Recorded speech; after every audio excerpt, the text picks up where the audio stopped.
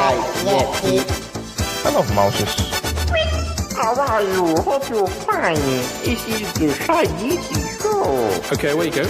Why have I got a voice? Oh no.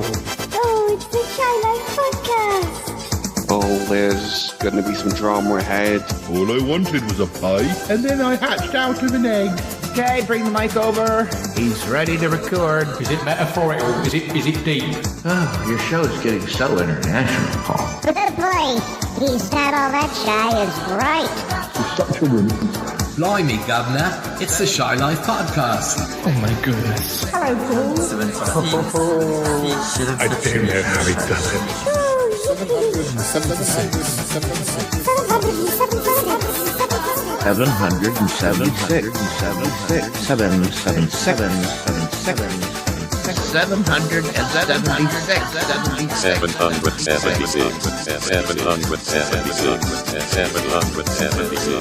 Bonjour et bienvenue au podcast de Shy Life. Hello and welcome to yet another episode of the Shy Life Podcast with me, Paul the Shy Yeti. How are you doing? I'm all right. So, what's this episode going to be about? Well, it's a bit of a, well, I guess, an update on what we've all been up to. And, you know, quite a lot has been happening. And the stuff about Scraffy, there's stuff about Scarlet, and there's stuff involving Martin. So, you know, all areas are covered, and Grizzly is here too. So, well, why don't we run the theme music, and when we come back, we can see what's going on. All right, run that theme music. Done, it's the Shy Life Podcast. My favorite person is me. Keep it rolling, keep it rolling. Yes, but it's a positive thing, Paul. The highlight, the Shy Life. Go Shy Yeti. Okay, anyway, let's take it. Hello, Captain. How are you? Oh my, you haven't found out my secret. Maybe has. I love the NES, it's my favorite thing. If you thought that was bad, just listen to this. Yeah, I am strangely drawn to Yeti Uncle John's ankles as well. I could eat my body weight in crisps. Has anyone seen my hot sausage? It's all gooey and meaty and yum, yum, yum, yum, yum. It was enormous. I don't think I'm ready to speak about it. It's been a while. That's right. Here comes the grizzly. It's the Shy Life Podcast. I can't wait for it to begin. It's all right, I'm just being an alien. I like that. Hi there. Marvelous. Marvelous, Paul. Something like nothing.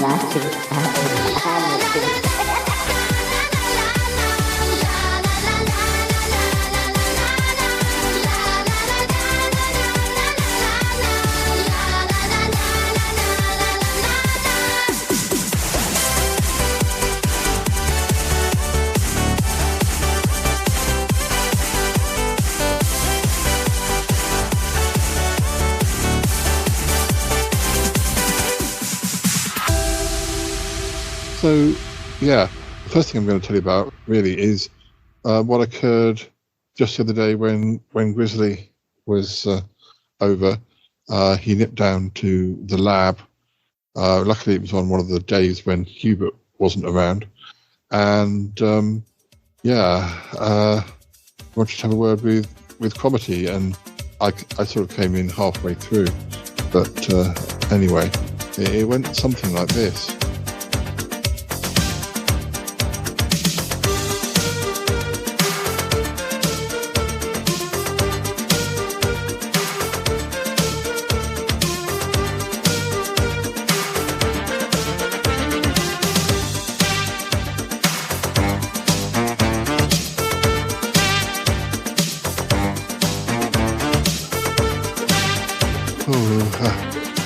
Oh dear.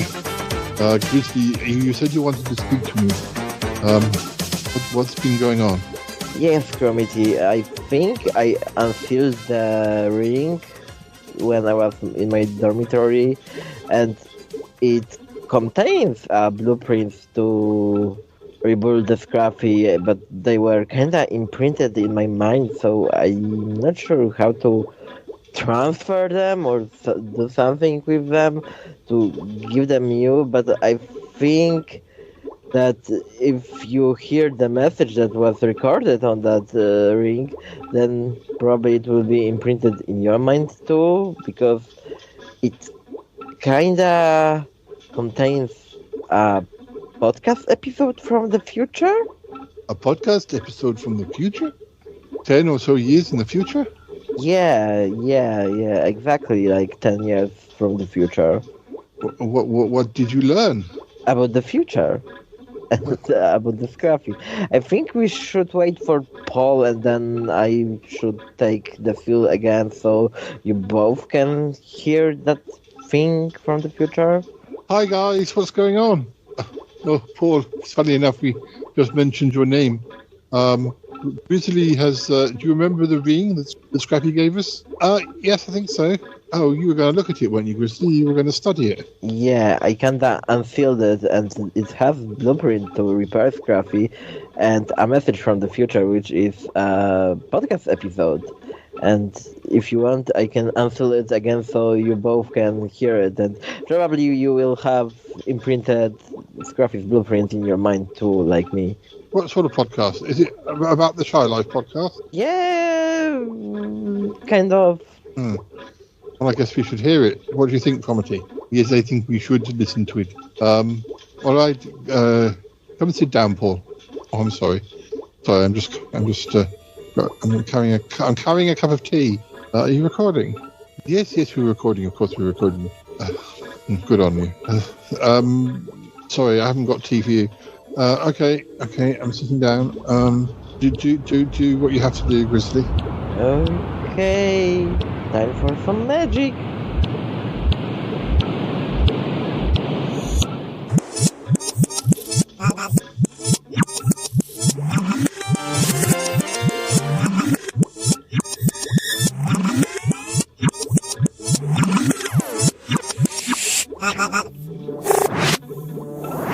Hello and welcome in yet another episode of Shy Afterlife podcast with me, Mateusz at Dark Grizzly. So, can you believe it has been like 10 years since the Ick exploded and wiped out pretty much the whole town? He killed almost everyone, and that was the worst day in my life. Because I wasn't there to save anyone, because, well, it was Christmas, so I was at home because there was no party or anything happening in London. You know, Paul hated the Christmas, so... But, well, Cromity survived, and he's my special guest today. Hey, Cromity, how are you? Hello. It's good to be here, but also on a very sad day in many ways, looking back. I can't believe that you and I are literally the only members of the Star Life podcast to still, have survived that dreadful day. I mean, obviously, Bettina and Luda and those people, they did survive, but everyone has moved away or is doing other things. You and I are literally the only two that are still here. Yeah. Well, but we have a plan. We are working on it for past 10 years because we want to turn the future in the other way. Like, you know what I mean. Yes, I mean, many years, listeners, we never spoke about this. This is the first time that Grizzly and I have spoken about it, like publicly, because, time travel and changing the past is frowned upon, but because usually, if you start to undo things, then lots of things can happen, and not all good things. So we have been working, though, on a way to try and influence the past in a way that, it should not be as dangerous as it used to be, because have been taking great care. We haven't just rushed out and done it like without thinking. Yeah, there are two outcomes we can anticipate. The first one, and it sounds tremendous, but it's a good one, is when we going to change the future to the good future, and me and community going to be wiped and turned into future us from another future, like other timeline, rather. And the bad outcome is when our plan won't work and we are just going to be arrested by some magicians or scientists or anyone who guarding the time, because, well, time travel are pretty much forbidden, and I can stop time, but time travel, well, it took me 10 years to develop a special spell that allow time travel, but not to me or to Cromity. We will going to send something else. Can you tell what's going to be, Cromity? I think you should tell the listeners what it is that is going to occur, hopefully. Okay, so they're going to be sent two things in the past. The first one is going to be a ring for myself where we encode the message and probably this episode of the Shy Afterlife podcast, so they will be aware of what happened in the future if there will be anyone to listen. And the second thing we are going to send in the past, and that's the main thing, is going to be robot teddy bear android that's going to keep that ring for me. And we choose a teddy bear because he's supposed to guard the Paul, because, well, we want to save Paul, our Yeti, and he loves teddy bears, so there is no better thing to send in the past than a robot teddy bear. Are you agree, committee? Yes, and you see, in our reality, in our timeline, when we discovered that Ike had the bomb inside him, in our reality, there had been a small dinner party going on the night. But then, of course, it was discovered that Ike was sick and he had a bomb inside him. And Martin was there, and he tried. He wanted to defuse it. Unfortunately, the bomb was too technological for him, and he had no help. He had no experience. And then Paul went to try and help him, and Ike was still there. And well, that's the reason that all of them died, and it's just lucky that nobody else, went to try and help. But the three of it was dreadful. What we are trying to do by sending Scraffy back to the past is to provide some sort of technology that would help Martin with the diffusing, and hopefully be possible to get Ike out of the building and Paul not get involved, and we just want everybody to be living and alive, and we don't want because those deaths, the effect of it rippled through our community, yes, I mean Martin dying. Tallulah, she gave up the music school. She moved away. Reginald and her, well, they have not been. Neither of them have been heard from for years. But poor Tallulah, it had taken us such a long time to be reunited with Martin, because he had been separated from her for like 25 or more years when he was a baby. So she's never been the same. Adina, and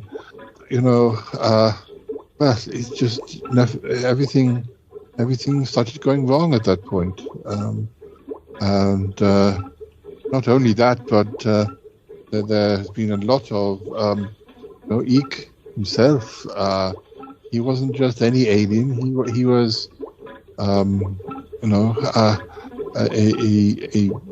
high-ranking alien, even though he was an alien of importance, let's say, and in his home planet, and there have been lots of repercussions from him dying, and it has caused many problems. The only reason that the Shy Life podcast became the Shy Afterlife podcast was because we wanted to keep the name of the Shy Yeti going, and all of people who died that day, and no, there are endless things. Yeah, also I promised Paul I will continue if something happened to him, but I didn't know you named that teddy bear. You said Scraffy? It's cute. Oh, sorry, yes, the robot teddy bear, I named him Scraffy. I should have spoken about it with you, but I thought it was a cute name. I do still have very rare contact with Yeti Uncle John, and he survived because he was far enough away when the bomb went off, we were down in the laboratory at the time, but anyway, I was talking to him recently, and the name Scrappy just came up because I don't know. I just said, well, the robot looks very scruffy, and he misheard me and said, Scraffy, that's a good name. So I said, oh well, but Yeti Uncle John is now living with Charlotte's Shade as husband and wife. They are currently doing some sort of theatre tour. Well, she's doing some sort of theatre tour of the Arcturus galaxy. So things have changed. Yeah, a lot of change. Tell me, Cromity, does that Scruffy teddy bear have any special feature in him? Well, he has weapons that are concealed should they be required, but they're there to protect him, or to protect, in this case, protect Shy Yeti himself, because he is programmed to be a protector of Shy Yeti. So we are hoping to send him back to the past at a point. It is difficult to pinpoint it. We need him to be established so that Paul trusts him. So we may send him back to about a year before the explosion, so that he can be fully established as somebody that Paul trusts. But I predict that the introduction of a new character, a new robot character, would well provide some difficulty for some of the other characters, or like even Cuthbert. I don't know if you remember Cuthbert. Unfortunately, Cuthbert sort of outgrew us some years ago, and he's now the president of America. So we don't see him very often. But I predict that the arrival of a new robot 10 years ago would well ruffle some feathers. I think there will be some suspicions, and it's going to be difficult to explain where he's come from. But that's why I don't want it to be that he arrives 2 days before the explosion, because that's just going to go wrong. So we just have to hope that if we programmed him properly, he should be able to speak up for himself and be taken in. So I guess we will. I don't know that we will see. Not if all goes well. As you said before, we won't be the same people. Timelines will change, but exactly. All we can hope is that choosing the right amount of time will help the situation, make it more likely to succeed. But yeah, exactly. And just remember to give me the blueprints before we send him, because I want to kinda imprint them in the ring in case something happened to him and he will require some rebuilding or repairing, because yes, probably he will withstand the explosion, but we are not aware that there will be no other problems later or earlier, because maybe he is going to be damaged earlier by someone. So for them to have a blueprints. Yes. Because it's crucial for him to find me as soon as possible to give me the ring and just discover the message from the future, like this episode. Because, well, the earlier they going to know about the bomb in it, the better. Well, this is the thing. There is more at stake than this is a bigger plan than just that night. We are trying to think of every eventuality, that maybe somehow he is damaged or traveling back in time, or is damaged in period before the explosion. And as you say, should he be able to avert the explosion, or somehow any change the past, then they would still find him very useful. And it's possible that he will get damaged because he's been programmed to make sure that everybody leaves. So from the sounds of it, we do know a little bit about the bomb. We know it was very difficult because it came from a different dimension.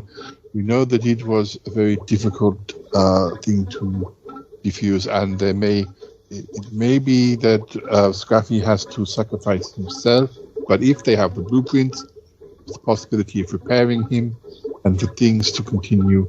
Once that central event has been altered, then it would also help for them to have Scraffy, because he will keep an eye on what is going on, and he will also continue to protect the Shayeti. Yeah, exactly, and the teddy bear, so Paul for sure will want to have him around, even if he's damaged. Also, I'm curious how Paul going to name that teddy bear. Would be funny if he called him Scraffy too. Well, I am sure that one of the things that Scraffy has been installed in is a sort of post-hypnotic suggestion, but in a very mild way. He'll be sent back, and it'll be a gift, so that he takes Scraffy in. He must feel like this is my bear, wants to help me, but we don't want to give away too much, because what we are doing is not strictly allowed and legal.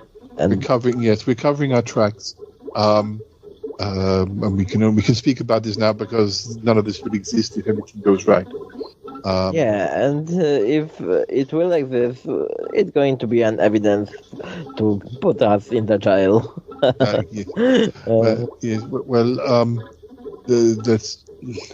This is no small thing we are doing.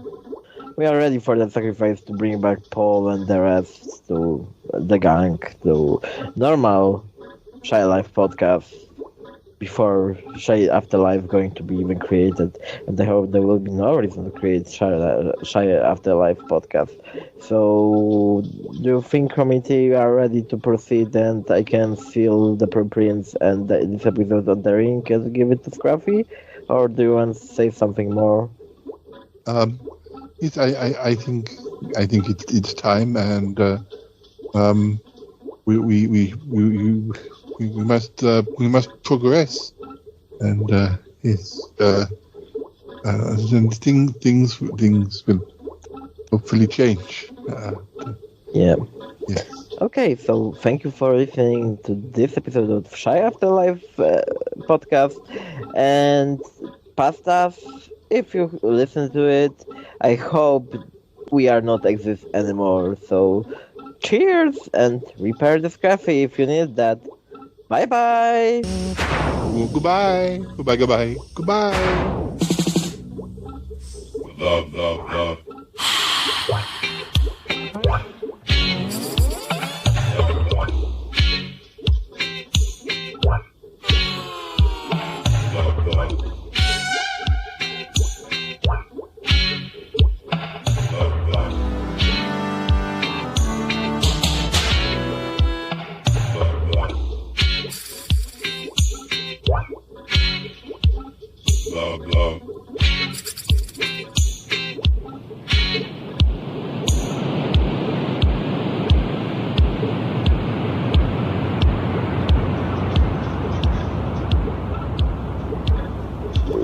you see, it was pretty heavy podcast episode from the future, but, well, do you know how to repair Scraffy now, committee?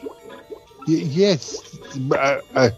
I feel like I have, well, as you say, the blueprints I have them imprinted upon me. Is this any of this real, or am I dreaming this?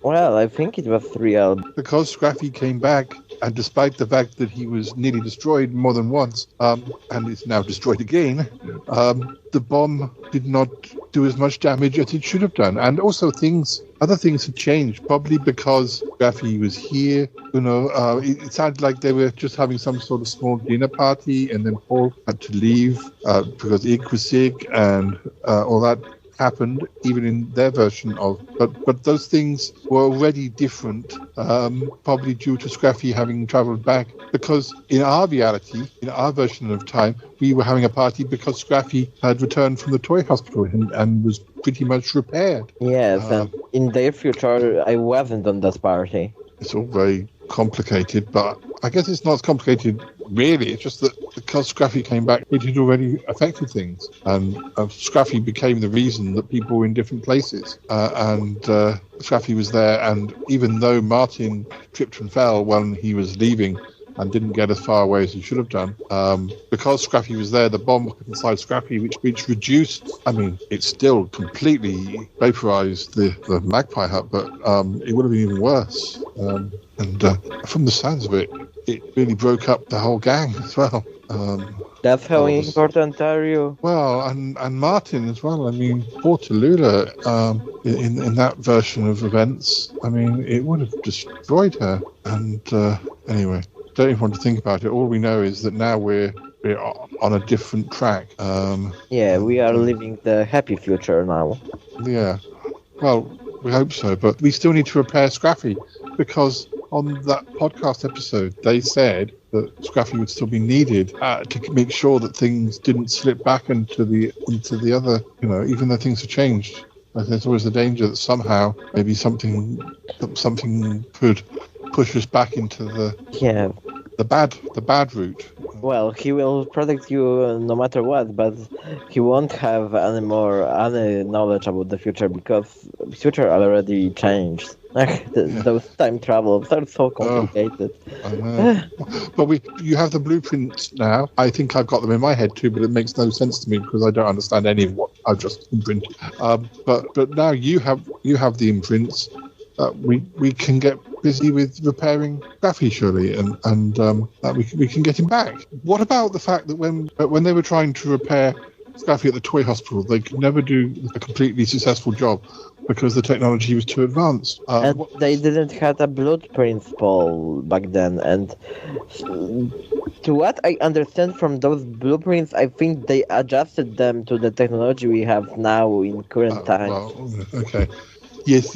I think that is my understanding of it too. I was just going to say. Otherwise, what's changed? These are still blueprints from the future, and the Scraffy we have here is still a future Scraffy. But to repair him, we'll have to. Well, anyway, as long as the blueprints have been adjusted, it should be hopefully. Well, how long do you think it will take to get him back? Well, it could take some time, but don't worry, we'll be doing it here. We won't be sending him back to the toy hospital. Thank goodness for that. Nothing against the toy hospital, but it's just that, well, it sounds like you can both do a better job, and he stays here. How funny that Cuthbert became the American president. How did that even happen? I bet Toppy Smelly was somehow involved. Most probably. But anyway, I'm sure he would make a far better president than the one that they have here today. Well, that goes without saying. Shall I leave you both to it? I'm not sure if there is anything I can do with that, because it's pure technological thing.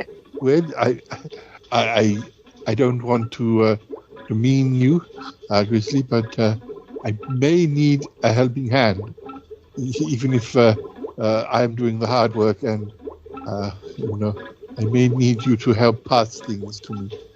Sure, no problem. Well, I can help too. Yes, but maybe both of you can help. But I'll start looking at the blueprints. Okay. Well, I was going to go and visit Martin and Tallulah and just see how. Grizzly, do you want to come with me to see them? Do you want to see Baby Grizzly, or how are things between you and Baby Grizzly?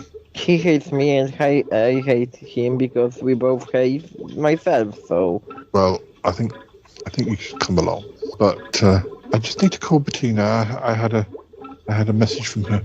Well, Comedy, good luck, and the listeners will keep you informed. Yes. Sorry, I'm just going to make this call. Hello, darling. Paul? Yes, Bettina.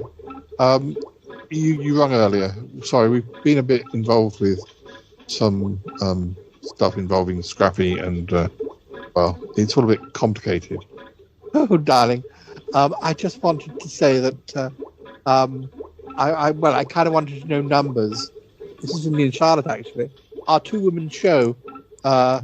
We're still in the rehearsal stage, but kind of wanting to know how many tickets you'd like, darling.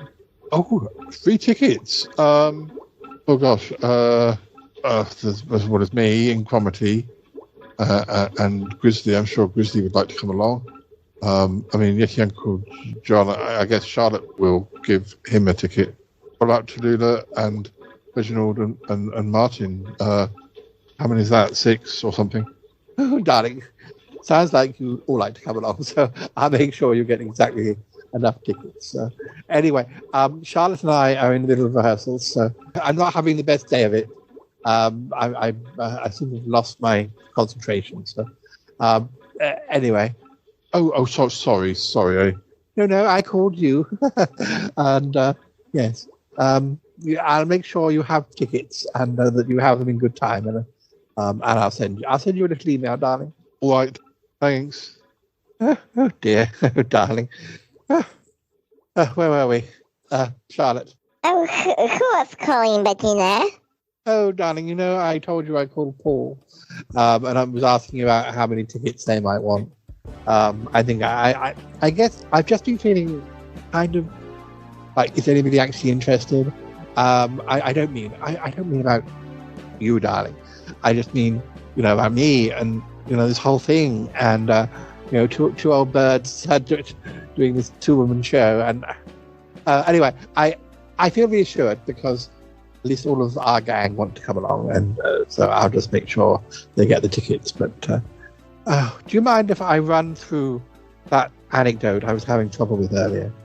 I mean, you're so good. I don't know what it is. I just feel like I've got stage nerves or something. It's not like I'm remembering lines because I'm telling a story. I'm telling an anecdote, and I don't have to rely. It's not like learning a script. I can change things as long as I tell the story. But I don't know. I feel like maybe I should have written it down as an actual script and learnt it. But I wanted to seem natural. You always make your anecdotes sound so, like we're just chatting at a dinner party. But I don't know. I'm just having a bad day of it, darling. Oh, don't worry about it. You should relax, Bettina. And if you relax, then everything will flow to your mind. I know. I think I may have another pill.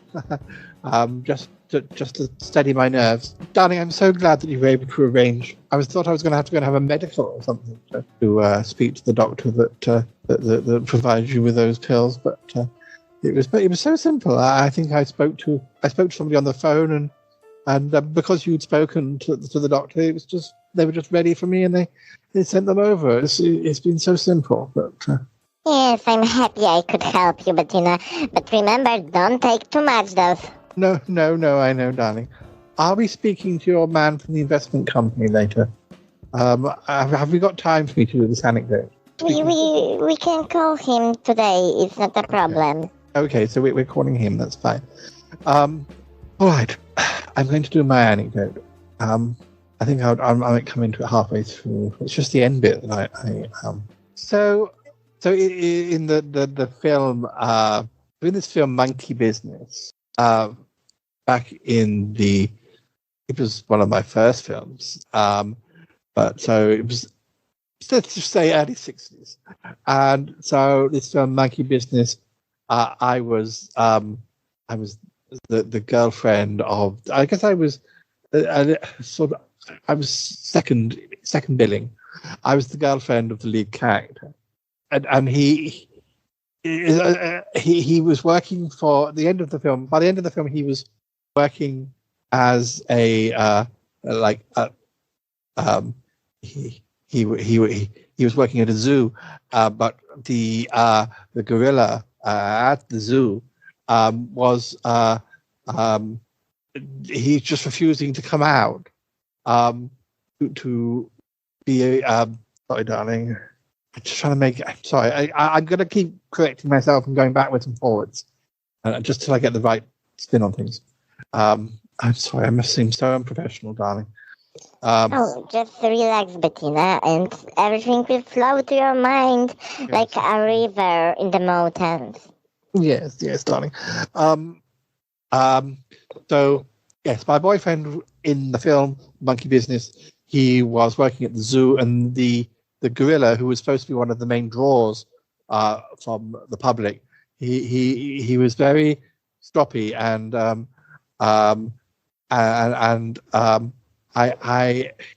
sorry. The gorilla. We can take a break if you want, Bettina. No, I'm nearly. Let me get through it, and I'm nearly there. The gorilla. They made this thing where the gorilla was supposed to be have a crush on my character. So he was sulking because he'd seen me and my boyfriend out, outside of by the ice cream stand, I think. And anyway, so my boyfriend, who was in charge of this particular part of the zoo, said, I think the only thing we can do is if I dress up as a gorilla and just make it look like it's the famous gorilla, people aren't turning up, and it's beginning to spread that the gorilla, the famous gorilla, isn't. I think his name was Boo Boo. Boo Boo isn't turning up, so I'll dress up as Boo Boo, and in all the shadows and everything, nobody's going to realize. So that was a part of the film. So, but the actor who played my boyfriend, they expected him to really dress, because I think if it was done even 10 years later, they'd have had a stuntman playing the guy in the gorilla suit. Anyway, the actor, his name was oh gosh, he stopped acting after this. Percival Willis or something. No, that might not be right. I'm gonna have to Google it. But anyway, sorry, I keep going. So my co-star, he did that scene, and the cameras rolled, and because there was various different sort of. This was very near the end of the film. So there he is in the gorilla suit, and in the film, the real gorilla came out and saw the fake gorilla. Now, the real gorilla was played by a real gorilla. So there was actual real shot from the real gorilla. And anyway, everything nothing bad happened. The film, the scenes were filmed, and but when, let's call him Percival, when he went back to the the wardrobe department to have the gorilla costume out, because it had been so hot, so sweaty inside his fake gorilla costume, that I don't know, some glue or some dye or something had sort of melted, and it couldn't get him out of it. He was stuck in that thing. He had to go back to his wife that night in the gorilla suit because they needed to get. Must have been just dreadful, but they had to get some. They couldn't just cut the suit off. Well, I mean, just because it was quite thick and just normal scissors, they had to get a particular type of shears to cut it off him, and they weren't happy about that either, because I think that there was plans for a sequel, which never happened. And of course, the actual expensive gorilla suit was ruined. And poor Percival, as I say, gave up acting soon afterwards. And this is what I mean about the film industry. It's all jolly when it goes right, but sometimes the things behind the scenes can just really monkey business. There is some monkey business going on behind the scenes, I can tell you. Anyway, Charlotte's going to tell you now about a film that she was in, I think in the late 1970s, and this one is really going to open your eyes. You don't have to do your bit unless you want to. I can go. I don't mind. Okay, yes. I was playing a young forest dryad, and forest dryads live around the whole world in the forest. The more magic in the forest, the more dryads and the more beautiful dryads. And well, I was a dryad in the forest of Tirnanog, which is in the southern island. Sorry, they're going to cancel me now. So I was playing the dryad, and as you know, some basic folklore of Ireland, leprechauns exist, and well, I was involved with one leprechaun, and he was handsome, even if he was short, because, well, it's a leprechaun, but his beard and his chest fur, that ginger hairs. But as I was dried, it was forbidden, so I just stole his pot of gold to pay off other dryads to just look in the other side so we can make out with my leprechaun friend. So there was no any repercussion for this cross-gender, cross-Pisces making out. After all, we both were magical creatures, even if that was only a movie. But, well, we were best friends for years later after that movie. And, what's the magic in Magic Forest that stays in Magic Forest and on DVDs? Oh, darling. oh. Darling, Skype's going. Is this your man from the investment company? I'm supposed to be signing the papers, aren't I, in a day or two? Is he just going to run over the contract with me? Yeah, he can go through the contract if you want. It's ringing. I just press. What's his name again? His name is Christoph. Christoph. Isn't he? I reckon. Christoph. That name rings a bell. It's a very common name in Poland. Oh, hello, Mr. Christoph. It's me, Bettina. Hello, Miss Bettina. My name is Christoph, and I'm the CEO of Wiaderko Company. I'm here with Charlotte Shade. She recommended, I've been saying to her, I wanted to invest some savings, and she recommended you. So I just had a few questions I wanted to ask before I sign the final papers. Yes, please go ahead. Ask what you want. Well, do you have the document? I've got the document that you sent me, but I just wondered, do you have a copy to hand? Of course I have. Yes. Page 2, point 17.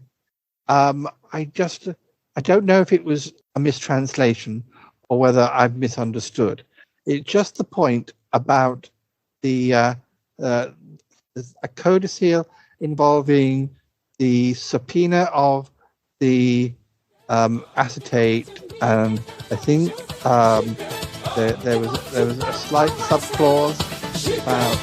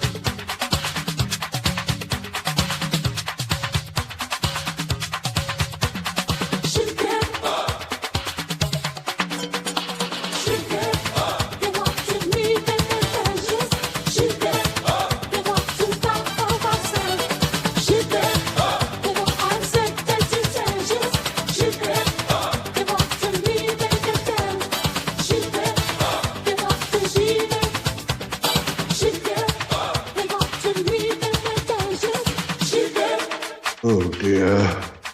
I don't know. Something is going on. I wish Boo was here. I would just ask him. I'm going to have to speak to August. It's about this. Something's not right. Yes, I don't like it. I keep hearing things, and I end up standing here talking to myself. Oh, you're never alone. I'm always around. Give me some chocolate. This is what I mean about I wish Boo was here. Polty, with the best will in the world, you're not the best person to talk to. There's a problem. I need to speak to August. I need to speak to August because I feel that Charlotte has too much influence over Bettina. There's this business with the pills. Some days she's just completely out of it. It's supposed to relax her, but these pills seem to come from somebody that Charlotte knows. And then there's some sort of investment business going on. Again, it's come from Charlotte. And it is difficult for me to influence the mistress. But I find that when I talk to August, he's so distracted with painting. But yes, Polty, though, I may need your help. I have had another plan. I'm ready for your plan, but this is just caused me a problem. Are you sure you're listening? There's going to be a contract that she is going to sign. I need you to carry the contract away, sneak it away, maybe put it in the fire. I will try and delete the email if I can access the account. It is difficult to actually sort of press keys and do that sort of thing, but we just need to delay things until I can get August to listen to me. Do you understand? I can possess the contract and flew to the chimney. That would be something. Yes. Hello, Douglas. Hello, Polty. How are you? You look like ghosts that might like to be painted. August, that would be a privilege, but I'm a little bit concerned about the mistress. Oh, what's wrong? Don't you think that Charlotte has been spending a lot of time here? Oh, yes. Well, they are good friends and they are rehearsing their two-woman show. I do understand that, but I do worry that Charlotte is a bad influence. Don't you think that the mistress has been drinking a lot more and she's been taking medication, and that's not a good combination? Her nerves are all over the place, and what do you think about this investment business? Oh, it's nice that she's got a hobby outside of, working and things. Anyway, I have to go. He's so stupid, he doesn't listen to anyone. Polty, please, don't speak too loudly.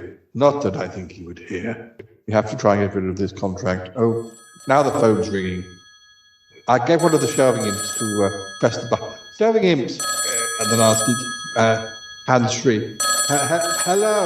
Hello, can you hear me? Hi, it's me, Paul. Hi, is that you, Douglas? Yes, it is me. Hi. How can I help, sir? Douglas, don't need to call me sir. I was just wondering, if you were able, I know it's not easy, but if we could put you in, I don't know, some sort of box, or I just want to take you to the music school. I know moving you around is not easy. Yes, this is about Master Martin, yes? Yeah, he keeps talking about seeing ghosts and things, and just wondered if you could come along and, we've had quite a busy day of it today back at the house, but I was going to go over to Tallulah's. Is it something you'd be able to do today? I don't think I could today, I'm afraid, Paul. There are issues I need to address involving Bettina. I can't really explain. Oh, okay. Yeah, I mean, it's fine. It's fine. But maybe we could try another day. Yes, fine. That's definitely possible. I must go. Is it something I could help with? This problem with Bettina? Is it to do with the two-woman show? In a way, I don't want to cause problems, but anyway, I'll talk to you about it soon. Okay. All right. Well, bye for now. Bye for now. Is that Douglas? Yes, Uncle John. Keep your eye on the road. Oh, sorry. I didn't know Douglas could answer phones. Oh, I think he has a shelving imp that helps. The shelving imp that sits by the phone most of the day and just presses the button. So, Tina's so busy rehearsing her two-woman show with Charlotte. Oh yes, I know, very busy. Did I hear mention of Charlotte? Something about, well, I don't know, Bettina. And anyway, I think she's a bit stressed, isn't she? Yeah, Charlotte says she's very stressed. She hasn't done like a live touring sort of thing for a long time. Well, that's why it was suggested that they do a two-woman show, so that she'd have somebody like with her, to keep up. If she drives, as it were, she's got somebody who can sort of take over, and vice versa, I suppose. Oh, Charlotte never. She never runs out of things to say. It wouldn't be a problem for her, but yeah, it's good that they can travel together. Yes. Oh, we're nearly at Tallulah's. I was hoping that Douglas could come over. Oh yes, well, presumably that can't happen. No, not today. I haven't properly explained to you yet, but I was talking with Grizzly and Comity earlier, and we learned quite a lot about, well, Scraffy, let's just say. Oh, right. Well, I thought Scrappy was gone. No, I mean, yes and no. There may be a return. Hopefully there will be a return in the near future. Anyway, we're nearly there. Is Grizzly fallen asleep? I think he has. Grizzly? What? So sorry. We were just trying to wake you up. You'd fallen asleep. We're nearly at Tallulah's. Oh, yeah. Sorry. Taking the seal off from the ring is pretty exhausting. Oh, no, that's fine. That's understandable. Are you going to come in yet, Uncle John? I don't know how long you're going to be. I don't know. Have you got another job you can do? We have it set up now that I can pretty much accept any jobs that I'm offered. So I hadn't, but I could. Okay, well, do what you want to do. Well, I was thinking of going getting fish and chips actually, but I'm a bit of a loose end because Charlotte's rehearsing with Bettina, so I don't know if I'll be seeing her or not till later anyway. Oh, okay. Be careful, don't miss the turning. Oh, sorry. I'll drop you off here. I guess so. Come on, Grizzly. You're gonna have to walk up the drive. On my way. I'll see you boys later. Yes, all right, yes, Uncle John. Oh dear.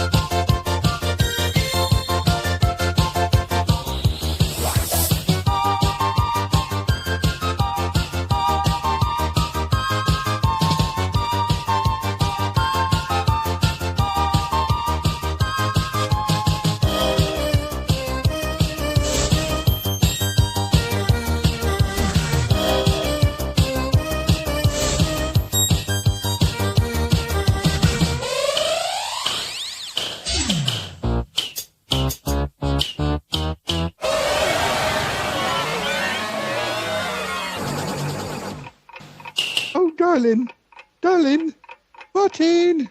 Where's Reginald gone? I don't know. He's playing with baby Grizzly, I think. Oh dear. Here come the boys. Dear, oh dear. I can't believe that Grizzly's back again, considering how badly those two get on. No, it's not right. Those two should be friends. Oh, I know they should be. Anyway, I need to have a word with Paul. Yes, darling, I know. All right. Let me open the door. Come in. Hi, Tallulah. Hi, Martin. Hi, guys. Hi, Grizzly. Oh, my Grizzly. You're looking very well. I don't just squeeze your cheeks. And I'm going to squeeze your face cheeks. You made him hiccup, Tallulah. Oh, sorry. Paul, can I have a word? Yes, Martin. I'm only just getting in the door. Is Douglas with you? No, we left it to the last minute. There's been quite a lot of weird things going on today. Yes, it looks like we're well, maybe I'll tell you when the others are busy. Well, I've got some things to tell you too. Okay. Yes, Douglas will try and come sometime, but apparently there's a lot going on at the house with Carla and Bettina. But oh right, come upstairs to my quarters. All right. Grizzly, will you hang out with Tallulah? And please don't fight with your brother. It's not my brother. It's me. Well, considering what we learned today about Scraffy, it's just another peculiar thing that it's just very, very Shy Life podcast. Come on, Martin. All right. Hello. Oh, hello, Grizzly. Where's Paul? Hey, Reginald. Paul went with Martin to his room. Oh, right, yes. Well, Baby Grizzly's here if you want to say hello. Baby Grizzly.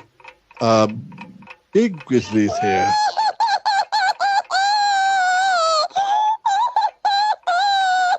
Likewise. Oh, he loves you. He's missed you. That's why he's crying. Oh, yes. So. Oh, no. He loves you. He's always saying. Yes. He's always saying. You do know. He's mainly saying bacon. He only knows very few words, but. Oh no, he's always talking about Grizzly. Maybe he means himself. Oh, I didn't think about that. Yeah, probably. So, Martin, as you can see, the stuff we learned from Scraffy was, well, it was very confusing. Oh my goodness, it's weird to think that in some other timeline we both died in the explosion. I know it is. Yes, it is weird. And that, it was only because Scraffy was there. And only because Comity and Grizzly sent him back. It's weird. It's weird to think it. What is it you wanted to say? Well, actually, I don't know if this all ties in with what you have learned or not. Well, what? I mean, has the ghost been bothering you? You could say that. Yeah. Did you speak to the ghost? Kind of. Well, I'm not quite sure. I mean, I've seen the ghost. I've seen him a lot closer. I know who he is. I don't quite know what he has to say. Well, who is he? Martin, tell me, who is he? The sounds of what you're saying. You recognise the ghost? I do, Paul. Yes. Yeah, I definitely do. Well, who is it? Is it somebody I'd know? Oh yes, it's somebody you know. Oh, who? Who is the ghost? The ghost is me, Paul. It's me. Standing there in front of me. It's me. It's me. Oh, my goodness.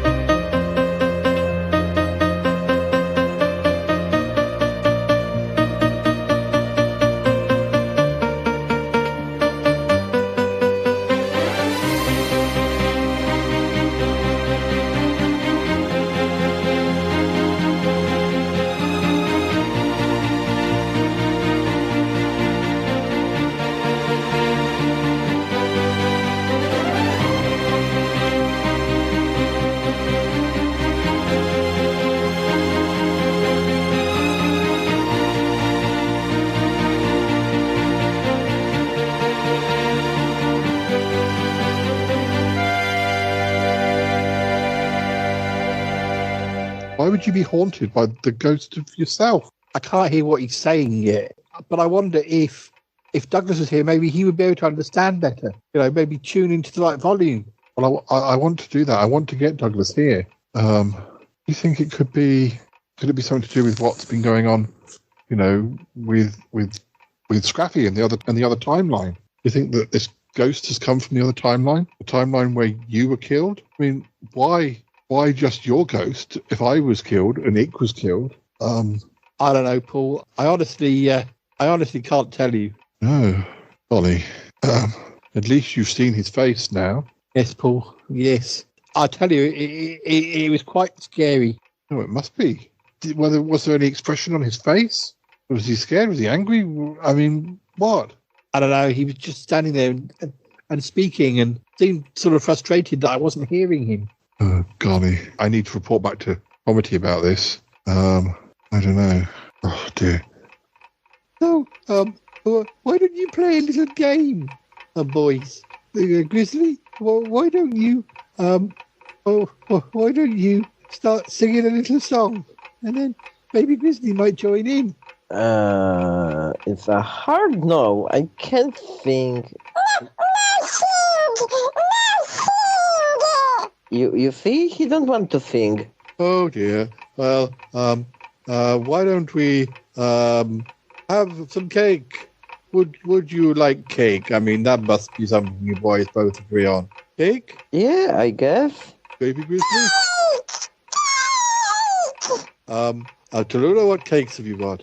A chocolate, perhaps? Oh no, darling, that's not good for you. I've got carrot cake. It's mainly made with carrot. It's carrot with extra carrot and carroty carrot. Oh, I'm allergic to carrots. Tallulah, I'm sure a little bit of chocolate won't kill them. Oh, well, if you're sure. It's a very tasty carrot cake. I'm sure I know, but Baby Grizzly, what would you like? Carrot cake or chocolate cake? He says he's allergic to carrots like me. I think it'll be 2 slices of chocolate cake. 3, maybe. Oh, Reginald. No, I'll have carrot cake. I'll have carrot cake. 2 slices of chocolate cake and 1 slice of carrot cake. Extra carrot cake for me. Wonderful. Yes, at least you boys agree about something. Yes. No. It's very cake. Baby Grizzly, here's some cake.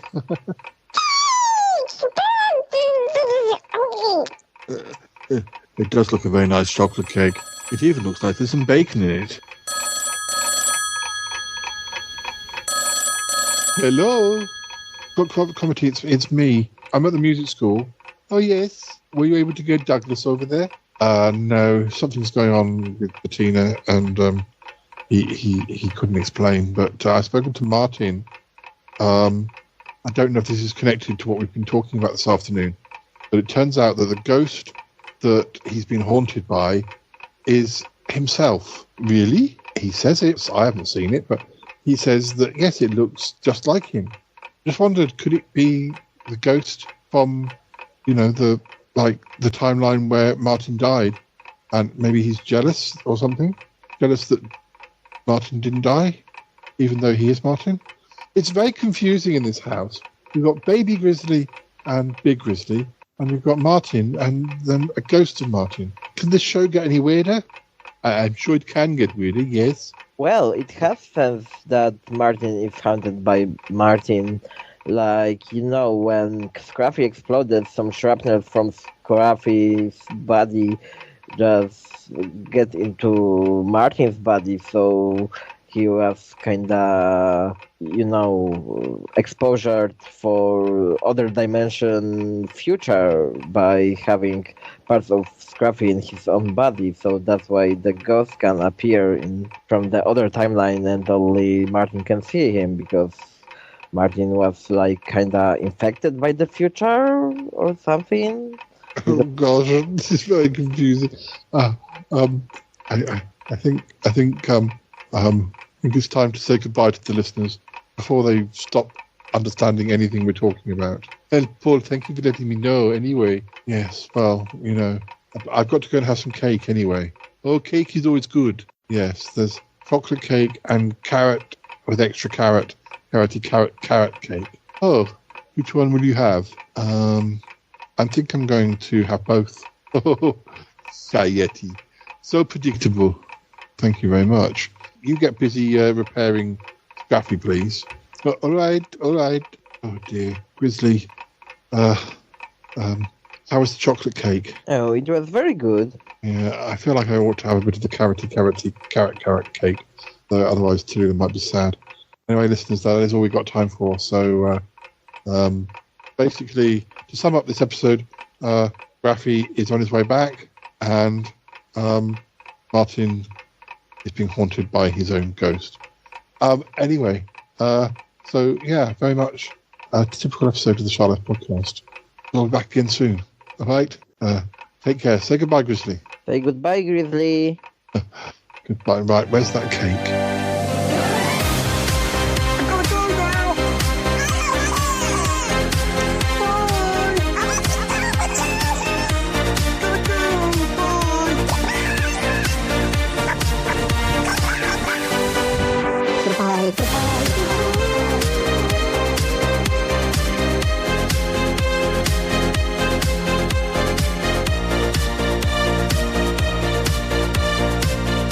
Goodbye. Yeah, goodbye. Wow. Really? No kidding. Thank you, darling. And you too. Bye-bye. I'm going to have some orange squash now. So exciting life. Oh, that sounded good.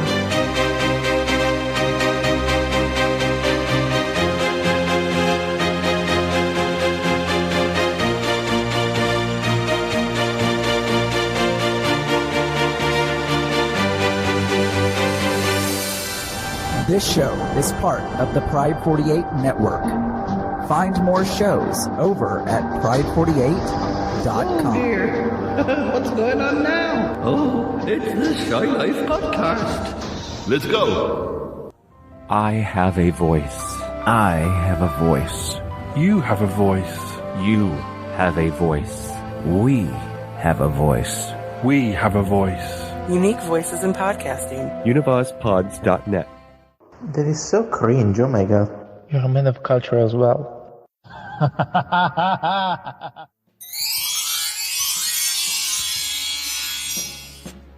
Darling Charlotte? Yes? I just wanted to thank you for putting me in touch with Christoph. Buddy, I remembered where I recognized the name. Isn't your manager in Poland called Christoph? Yeah. I told you, that's a very common name in Poland. Yeah. Yes. He was very helpful. I think I understand things a bit better. Did you move the contract? I had it printed out on the table. I can't see it. No, I didn't touch it. Yeah, that's weird. Never mind. I can go to my laptop and print out another copy. Just a minute. Here we go. It was the top of my list of emails. How stupid. It seems to... Oh, darling, you must think I'm so stupid. I think I'm going to have a sit down and have a pill. Not only have I lost the contract, but I seem to have lost the email that had the contract in. I'm going to have to contact Christoph and get him to send another email. Oh, why do things technology? I'm so bad with technology. Oh, it's like when I try and call people, and I've got, and I've got wireless like headphones, and it just doesn't connect, and I'm like speaking, and I wish things were simple like they used to be, darling. Oh dear. If you see the contract, let me know. I must have. Do you have Do you have Christoph's email address? Or can you tell him to send me the email again, please, darling? Yes, I will tell him when we spoke. Don't worry about it. And I'll ask him to add me in carbon copy, so if you lost it again, I will just forward it from my mailbox. Oh, darling, thank you. Oh dear, Polty. Well, we've managed to delay things, but, what are we going to do? Something definitely isn't right. Let's put chocolate on the ceiling. Oh, Polty, as much as I respect your enthusiastic embracing of this problem, I am not sure the chocolate on the ceiling is going to solve the matter this time. Must be something else that I can do. You mustn't sign this contract. I don't know why I think it, but there's something not right. Let's mix chocolate into Charlotte's face. I'm going to have to think about this. I'm worried if I say anything to Tina, she's just going to think I've lost it. Oh dear, oh dear. Oh, Bettina, what are you going to do?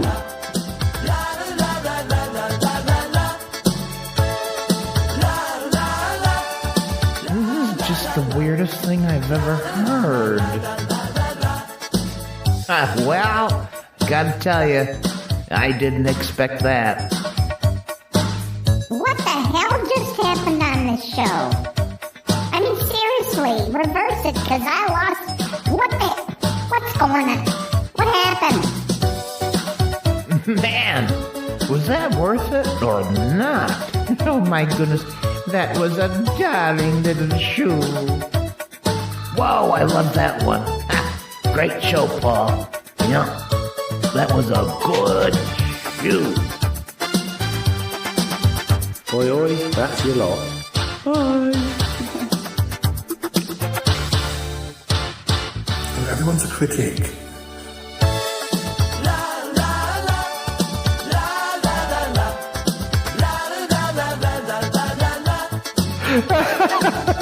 That was beautifully done. Et voilà.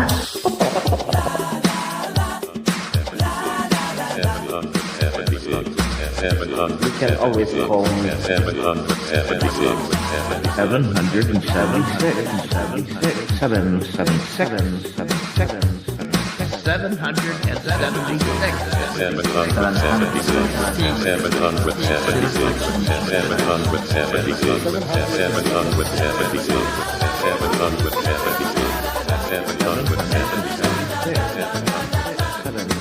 Welcome to the Shy Afterlife podcast. I'm doing the intro. Are you? Right. You are dead. Well, you do it. I'm the host now. Looks like this.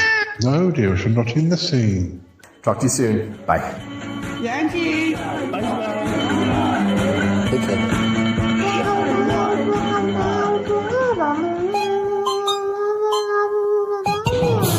Okay, stopping recording now.